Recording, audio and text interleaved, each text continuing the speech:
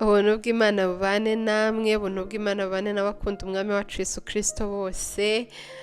Ndabasuhuje, Yesu ashimwe, Imana yacu ihimbazwe. Thank you for coming back. Niba usanzwe ukurikira ibiganiro bya Shelf to Self, kandi niba uri mushya nawe turakwakiriye kugira ngo twigane tumenye ukuri kutubature, hanyuma tubeho ubuzima bwubaha Imana. Uyu munsi rero nifuje ko tuganira ku bana, tukaganira ku kibazo kigira kiti how do you see children, cyangwa se where does children come from. Kimeze nk'aho ari ikibazo cyoroshye, kiri obvious, umuntu wese azi igisubizo cyacyo, ariko turarebera hamwe icyo ibyanditswe byera bivuga kuri kino kintu, ndetse n'icyo isi ivuga kuri iki kintu cy'abana. Noneho buri muntu yigenzure arebe koko niba uko abibona, uko afata abana, uko abatekereza bihuje n'ukuri kw'ibyanditswe byera, cyangwa se niba yumvira umubi yaramushutse nawe akemera gushukika. Kubera iki kintu kiri kurusha, cyangwa se ari ikintu dukwiye kuganiraho, nuko abana ni umwe mu migisha ikomeye Imana itanga muri marriage. Ikindi ariko kiri butume iki kintu dukwiye kukiganiraho nuko, believe it or not, turi mu gihe navuga ko abana banzwe, abana bahindutse inconvenience, abana bahindutse mbese ikintu kiza kubangamira ubuzima bw'abantu, ku buryo umuntu atekereza ati ubuzima bwacu bwari bwiza, abana baje baraburuninga. Nubwo ashobora kutabivuga gutyo, ariko wareba complain afite, cyangwa se wareba uburyo abafata, cyangwa se wareba uko afata umuturanyi ufite 7 cyangwa 10, wamenya niba koko uyu muntu abona abana mu buhe buryo. Ese ababona mu buryo buhuye n'ibyanditswe byera, cyangwa babona mu buryo bw'ikinyoma, ari bwo Satani akoresha kugira ngo yangishe abana. So abana baturuka he? Nicyo kibazo turi kwibaza. Igisubizo cy'iki kibazo kiri mu buryo bubiri. Reka tuvuge ko ari filozofi ebyiri zo gusubiza iki kibazo, uburyo cyaha abana baturuka. Filozofi ya mbere ivuga, abantu benshi bari muri iyi kategori, bibwira ko umwana aturuka mu mahirwe yo guhura k'umugabo n'umugore, hanyuma uko kubaho k'uwo mwana bikaba ari umwanzuro uri mu biganza by'uyu mugabo n'umugore, aribo babihitamo, aribo bashaka umwana cyangwa ntibamushake, byose bikagenwa nabo, kuko bumva ko umuntu nyine afite imbaraga za family planning, umuntu niwe wipangira umuryango uko ukwiye kumera. Iyi filozofi abantu benshi niyo bizera, ndetse iyi filozofi ni nayo yatugejeje ku rwango rw'abana tubona ruriho. Iyi filozofi ni nayo yatugejeje kuri abortion, cyangwa se gukuramo inda. Kubera iki? Kubera ko niba umwana ari product umugabo n'umugore bashobora gukora uko bashatse igihe bashakiye, therefore igihe iyo product ibaye batayishaka, why not get rid of it? Ni inconvenience nyine, ni ibintu biri muri plan yabo, kuko ni ukuvuga ngo niba bibaye nta plan nari mfite, kandi umwana ari njye ugomba kumuplaninga, it's up to me to plan niba umwana akwiye kubaho cyangwa adakwiye kubaho. Urumva rero nyine igihe uwo mwana abayeho namushaka, what do I do with it, with the baby? Bita it, nko kuvuga ni ikintu nyine clump of cells. Iyi filozofi ariko ni ikinyoma. Iyi filozofi ni ikinyoma kuko igaragaza umuntu nk'aho ari Imana, igaragaza umuntu nk'aho ari we wifiteho ubushobozi kugena uko igihe abana bavukira, uko bagomba kungana, niba nshaka umwe cyangwa ntamushaka atol, cyangwa nshaka 3, n'ibindi binyoma biri muri iyo filozofi. Ntabwo ndi witindeho. Iyo ndi butindeho ni filozofi ya kabiri ivuga icyo Bibiliya itwereka aho abana baturuka. Reka tujye twibanda ku kuri, kubera ko ariko kuzatubatura, ntabwo tuzabaturwa no kumenya ibinyoma byo already turabizi. So ibyanditswe rero bigaragaza ko abana baturuka he. Reka duhere mu isezerano rya kera, mu Itangiriro igice cya 4. Duhere ku mukurambere wacu Eva, igice cya 4 umurongo wa 1. Kandi uwo mugabo atwika Eva umugore w'inda, abyara Kayini, aravuga ati mpeshejwe umuhungu n'Uwiteka. Amen. Meshejwe umuhungu n'Uwiteka. Umukurambere wacu Eva yari azi ko iyo abonye umwana aba amuheshejwe nande? N'Uwiteka. Itangiriro nanone tujye kuri Hagari. Hagari muramuzi mu byanditswe byera, uwo Aburahamu yabyaranye nawe umwana, igice cya 16 umurongo wa 10.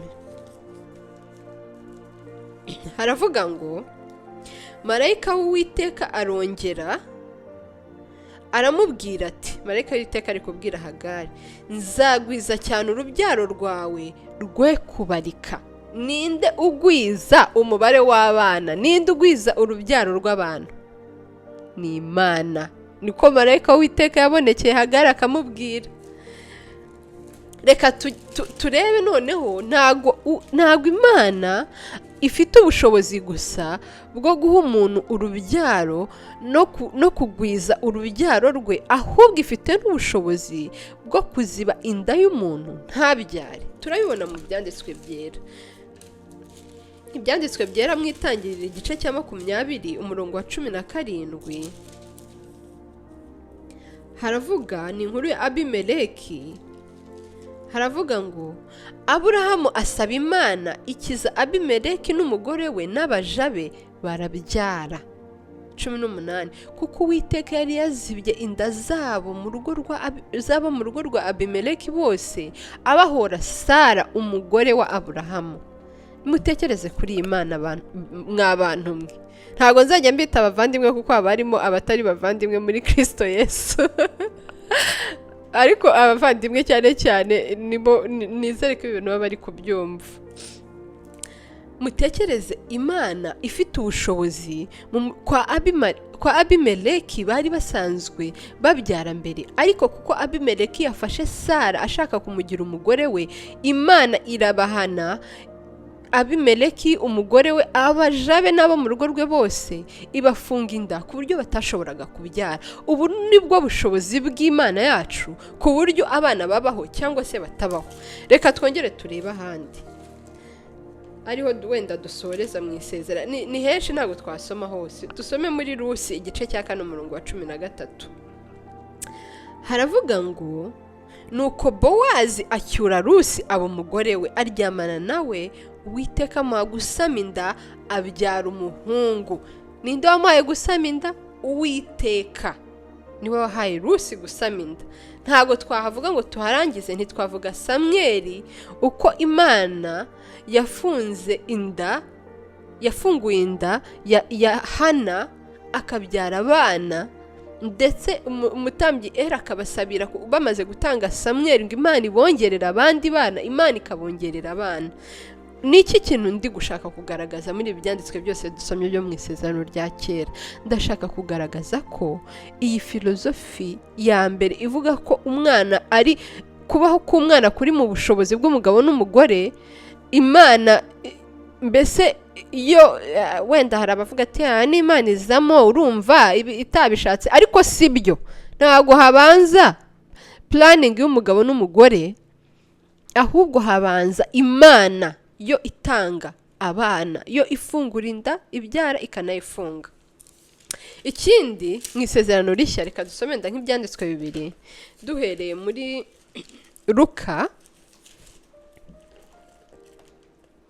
Luka igice cya mbere umurongo ngira ngo wa 23, umurongo wa 24 kugera kwa 25. ibyanditswe byera biravuga ngo bukeye umugore we Elizabeti asama inda abihisha amezi 5 aravuga ati uku niko umwami Imana yankoreye mu munsi yandebagamo ikanteturura mu bantu. Amen. Imana niyo yakoreye Elizabeti nk'ibyo ikamuteturira mu bantu ikamuha umwana nubwo yari ageze mu myaka mikuru, ari nabyo yakoreye Sara. Ndetse muri Luka abivugaho kuri verse ya 58 nanone. Luka murabizi ko yari umuganga, Luka yari umudokiteri, nimwumve ripoti y'umudokiteri. 58. Abaturanyi be na bene wabo bumva yuko umwami Imana yamugiriye imbabazi nyinshi bishimana nawe. Amen. Ninde watumye Elizabeth abyara? Imana yamugiriye imbabazi nyinshi imuha gutwita uyu mwana. Ndetse no mu Baheburayo igice cya 6 umurongo wa 14, reka turekere aho ntabwo twahasoma twese hose, ndetse n'Abaheburayo igice cya 11 umurongo wa 11 hagaragaza ko Imana ariyo itanga abana. Muri iki gihe rero tugeze mu gihe abantu benshi bibwira ko abana ari inconvenience, kandi ibyanditswe byera bitugaragariza kenshi ko abana ari umugisha uturuka ku Uwiteka, ko abana ari umwandu uturuka ku Uwiteka, ndetse bikavuga ngo hahirwa ngo umuntu ngo ufite ikirimba kibuzuye, hahirwa umuntu ufite benshi. Kubera iki? Kuko azavuganira n'abanzi be mu marembo. Bavandimwe, iki kinyoma cy'uko abana ari inconvenience, cy'uko umuntu ari we wifitiye mu biganza bye kugena ko abana babaho cyangwa ntibabeho, cyarinjiye cyane ku buryo cyinjiye no mu itorero ry'Imana, ku buryo natwe sometimes tuba tempted, nako most of the time, kubona abana ntitubabone nk'uko Imana ibavuga, ahubwo tukabona nk'ikibazo. Ushobora kuvuga ati ngewe ibyo nako ndumva ntabizi, ntago bindeba. Reka nguhe icyo kubireberaho, reka nkuhe ibibazo bike ubitekerezeho nurangiza wisubize.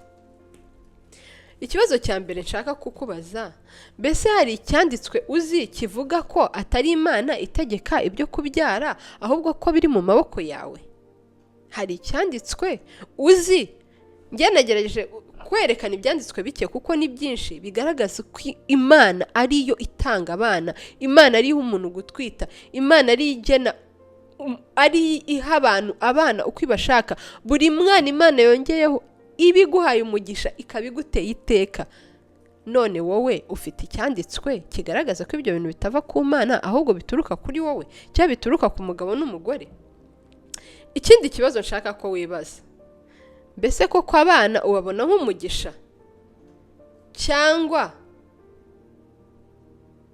ubabona nk'umugisha just sometimes? Ese reka mbimanure mbikwegereze. Mbese iyo wumvisha umuntu uko atwita umwana wa 6, ni iki kikuza mu mutwe? Ni ugushimira Imana ko imwongeye umugisha, cyangwa ni ukwibaza atari ko bariya bo ntago bazi family planning? Remember what I told you, who plans the family? God. God. Imana niyo ifite ubushobozi bwo guha abana no kutababaha. Mbese ujya wishimana n'abantu Imana ihaye abana, cyangwa ureba inconvenience? Mbese uko wishimye Imana iguhaye umwana wa mbere wateganyije, wapangiye, wateguriye icyumba cye, wa wundi uvuga ngo we can't wait to see you, niko ijya wishima iyo usanze utwita undi utateganyije? Wowe utateganyije ariko Imana yateganyije, kuko abana ni umwanda uturuka ku Uwiteka. Uwiteka niwe wenyine utanga abana kandi akabatangira mu gihe gikwiriye. Amen. Mbese ujya wishimira mwene so cyangwa mugenzi wawe iyo yari afite umwana ufite umwaka akabyara undi, cyangwa uhagarika umutima nuko ngo ari inkurikirane ngo akurikije vuba? Mbese ninde ugena igihe abo bana bakwiye gukurikiranira? Imana. Imana yo soko y'abana. Mbese koko ni waba nawe waratwawe n'ibihendo by'umwanzi bikwereka abana nka inconvenience, nk'ikintu kiza gushyira burden ku buzima bw'umuntu. Hari ikintu nshaka kubabwira ladies, mushaka kubaha Imana, uhora ugitekerezaho uko Imana igushoboje. Imana, God didn't mean our lives to be easy, especially after the fall. Ntago umugambi w'Imana, ikintu gishishikaje Imana ku buzima bwawe ari uko bworoha, buba butaruhanyije, butarimo imvune. Niba utekereza ko Imana wari wo mugambi w'Imana ku buzima bwawe, you've missed the point, you've missed the mark. Kuko abantu benshi banga abana cyangwa se bababona nk'ikibazo, cyangwa bashaka mbese badashaka kubyara, cyangwa bashaka kubyara bake bashoboka. Impamvu nyinshi zibatera kumera gutyo ntizituruka mu kubaha Imana, ntizituruka mu cyubahiro cy'Imana, ahubwo zituruka ni selfish motives, selfish reasons. Barandushya, batuma mba shapeless, barankostinga cyane, n'ibindi. I can't afford them because I cannot buy them. Buri mwana ngo muri cyumba cye. Satani yinjiye muri iki kintu ku buryo natwe abizera agenda twangisha umuryango, agenda twangisha abana, agenda atwereka uburyo bigoye kugira abana, uburyo atari by'igikundiro, uburyo babaye benshi atari byo kwifuzwa. Birababaje. Ntabwo hashize generations nyinshi ababyeyi bacu batekerezaga abana nka treasure. Ijambo rivuga ngo hahirwa bafite ikirimba kibuzuye bararyumvaga. Ku buryo biratangaje ubu ngubu nyine umuntu ufite abana benshi niwe uburi ikibazo. Aba ari ikibazo nyine ku buryo abantu baba bagutekerezaho ati how comes. Ahubwo se ibyo bintu biranangaza. Ni gute nyine utekereza how comes ko abantu bafite abana benshi instead of rejoicing? Ikibazo uri kwibaza ni how comes. Ese koko waba ari umugisha? Ese reka nkubaze, niba koko wumva ko kugira abana ari umugisha, kugira ngo wereke ukuntu virusi yinjiye muri twebwe, ninde muntu muri mwe waba ufite amafaranga 10,000 cyangwa waba ufite business? Reka tuvuge business kuko iragoye gusaba kwiraninga no gukora. Ninde muntu muri mwe waba ufite business iraninga imwinjiriza 1,000,000 ku kwezi, babwira ngo reka tukongere ya kabiri akanga? Namanika gatoki. Hari uwo? None se niba koko ari umugisha kuba ufite business ukifuza n'indi ukaba utayanga, kubera icyo umuntu yafite abana 5 akaba agiye kubyara wa 6 umwibazaho? Urabona koko utabona ko aba bana atari umugisha? Niba babaye benshi ntago bakiri umugisha. Reka mbabwire, ijambo Uwiteka yavuze ni ukuri, abandi twese duhinduka abanyabinyoma. Niba Imana yaravuze ko abana ari umugisha, so be it, let it be. Abana ni umugisha, impaka zishire. Abana ni umugisha igihe cyose baba bavukiye. Abana ni umugisha umubare wose baba bagezeho. Abana ni umugisha ibihe byose nk'uko Imana itabeshya yabivuze. Amen. Reka nsoze mbasomera akantu gato. Kari mu Cyongereza ariko ndagerageza kugashyira mu Kinyarwanda. Karavuga ngo family planning is the mother of abortion. A generation had to be indoctrinated in the ideal of planning children around personal convenience before abortion could become popular. We Christians raise an outcry against abortion today, and rightly so. But the reason we have to fight those battles today is because we lost them 30 years ago. Once couples began to look upon children as creatures of their own making, who they could plan into their lives as they chose or not, all reverence for human life was lost. Hey,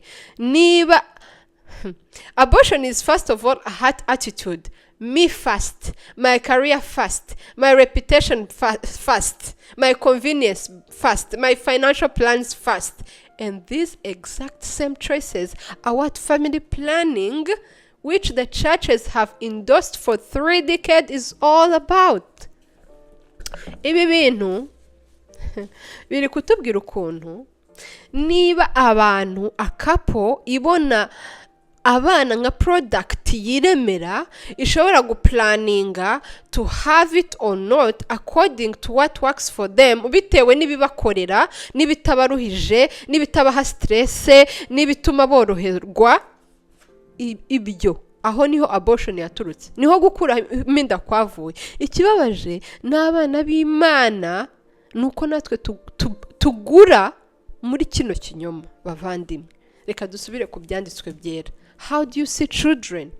Ntago ndi kugerageza kuvuga ko I'm not trying to say that having children, raising children, parenting is easy. No. Ariko se nkuko nabivuze, ninde wakubwiye ko ubuzima bwawe Imana yaburemye ngo bworohe? Icyo ni cyo ikibazo dufite gikomeye. Of course yakuyemo icyaha. Ikibazo umuntu afite gikomeye, as I said it, I always say it, ni icyaha cyamutandukanyije n'Imana, cyamugize umwanzi wayo, cyamugize umwigomeke ku mategeko yayo, cyatumye ashakira inzira y'agakiza aho Imana itayishyize, yihinduye umunyabwenge ahinduka umupfu. Icyo ngicyo. Ikindi kibazo gikomeye nacyo dufite nuko twibwira ko Imana yaturemeye kugira ngo tubeho ubuzima bworoshye, buri convenient, butatugoye. Therefore niba haje akantu gashaka guhinduramo ubuzima bwanjye ngo bukomere cyangwa bumere uko nta buplaninze, bumere uko nashaka, ntago mbishaka. Ariko bavandimwe, reka turebe mu byanditswe byera uko Imana yita abana, ko abana ari umugisha, ari nako natwe tubibona koko. Dutangire gutoza, to train our mind to embrace that truth, gutoza ibitekerezo byacu kwakira uko kuri through hardships, muri hardships zo kurera, muri hardships za marriage, muri hardships zo gutwita, muri hardships zo kubyara. Twe kwemera ko ijwi ry'umwanzi ritwongorera ngo ritubwire ngo urabona aba bana atari umutwaro wikoreye. Igihe cyose Satani nakubwira gutyo, as I like to tell my children, ujye umubwira ngo mva inyuma Satani, umubwire icyo ijambo ry'Imana rivuga, ko abana ari umugisha, ari umwanda uturuka ku Uwiteka, ko Imana ari igena abana uko bangana n'igihe baberaho, ko nta mwana n'umwe w'impanuka mu maso y'Imana. Umwana wese uje muri isi Imana iramuzi, Imana yaramugenye, Imana yagenye. Nta n'umwana uza mbere y'igihe, wenda kuri wowe ku migambi yawe, ariko igihe aziye niyo yaza ukiri mutoya utarashakwa, anyuze mu nzira zidahuye no kubaha Imana, Imana iba yaramugenye. Kandi uwo mwana Imana iba ifite umugambi ku buzima bwe utandukanye rwose, wihariye. Ari Imana imubona as an individual, afite agaciro mu maso y'Imana kandi ni umugisha. Ladies, uyu munsi nicyo kintu nashaka kubaganiraho. Mwakoze cyane gukurikira. Ndakomeza kubasengera kugira ngo dukomeze kumenya Imana no kubaho ubuzima buhuye n'ijambo ry'Imana, dutakure. Tuba turi kudetoxinga, tugenda dukuramo ibinyoma umwanzi yatwigishije, dushyiramo kuri kugira ngo tubaturwe, hanyuma tubeho ubuzima bwubaha Imana. Ushobora kuba ureba iyi video n'izindi video zanjye zose, zikagushimisha, akavuga ati nkunda ibintu uriya muntu avuga ibintu byiza, ariko ukaba utazi iby'amaherezo yawe, ukaba uri mu isi utazi, udafite ibyiringiro by'ubugingo buhoraho.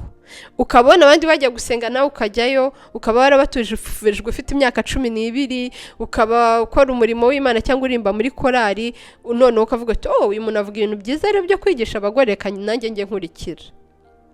Reka nkwibutse ikintu, kuba umugore mwiza ntago byagukiza ibyaha.